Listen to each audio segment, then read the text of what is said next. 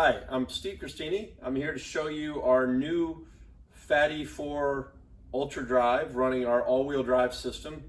We've been building the all-wheel drive system for over 20 years. We cut, weld, heat treat, and build all our frames in Philadelphia, PA. We're one of the few fabricators still in the US that actually makes frames, especially for e-bikes. This bike's a little unique in that it's running a new integrated down tube with the drive system inside the frame. We're the only company that has a mechanical all-wheel drive system, and it works as a traction control system. The difference between those other bikes out there that have hub motors and this is it actually senses traction loss and only transfers power when you need it. That makes it very efficient, very seamless, and when you're riding the bike normally, even when it's in all-wheel drive, it'll only transfer power when you lose traction. I have the bike right now in rear-wheel drive. There's a shift-on-the-fly mechanism. I'm going to just run it. You can see we're running the rear wheel here. This is a standard 1,000-watt Bafang Mid Drive. And you've got a standard shifting system. We're running SRAM on this one. The drive system goes from the rear gear in the back here, up through the frame, into the head tube, down to the front drive shaft here, where there's a freewheel hub. I'm going to shift it in the all-wheel drive here on the lever on the handlebars, and now it's in all-wheel drive. You can see you can shift normally. The drive system goes up, as I mentioned, into the head tube, down to the front. You can see it'll freewheel when we stop the rear.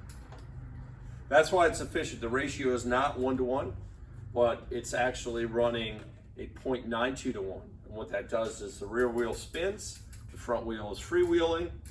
When the rear slips, transfers power until the rear regains traction. And at that point, the front just automatically releases. That's actually how all-wheel drive systems were built back before they had electronic clutching systems.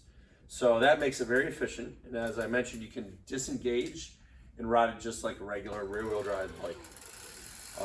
One of the other advantages of having a system like this is you actually don't have the added weight in the front. So this has a suspension fork on it. We have rigid for our Fat 5 and suspension. We're running rock socks on this bike here. And that gives you a very front light end, just like a normal bike, but has the benefits of all-wheel drive traction control. We also have standard trailer adapters, so you can pull the trailer with this bike. And as I mentioned, we're running 52 volts, which gives this bike a little bit higher motor RPM, which will give you a little more towing capacity.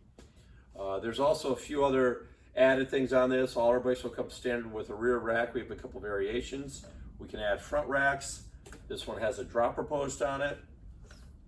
And one thing about building our frames in Philadelphia is you can custom pick your color, powder coat color, pretty much anything that you can come up with, and we can send you the links to the different color options.